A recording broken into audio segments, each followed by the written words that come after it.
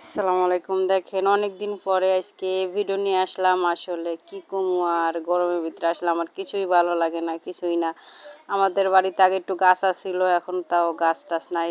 গরমে কিছুই ভালো লাগে না, তাই এই যে আজকে একটু সাজনা, আমার গাছের সাজনা সাজনা দিয়ে সর্ষা দিয়ে রান্না করতেছি। তাই ভাবলাম একটু আপনাদের সাথে শেয়ার করি। আসলে যে কিছু শেয়ার না করি তাহলে কেমন দেখা যায়, ভালো দেখা যায় না, এর লাগে আপনাদের কোটিপতি খালাম্মা আফা যাই বলেন।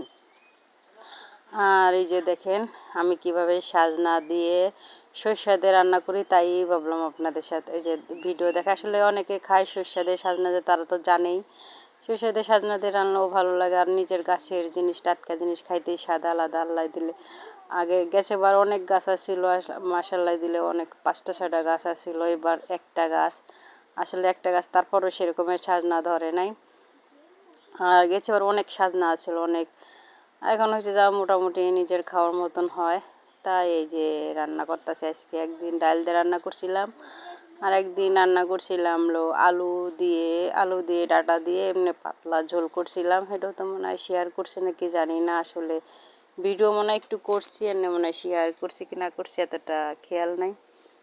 আসলে এই যে আমার ফাইনালে দেখেন রান্না সুন্দর হয়ে গেছে, মাসাল্লাহ দিল দেখেন কত সুন্দর কালার হয়েছে। আর একটু ঝোল টানবে, আসলে এত ঝোল রাখবো না, হালকা একটু একটু ঝোল রাখবো, ধরেন ভাতের লাগে যেন একটু মাখায় খাওয়া যায়, এরকম একটু একটু ঝোল রাখবো। আসলে কি বলবো না বলবো, আমি কিছুই ভাষা তো কথা বলতেই পারি না, জানেনি।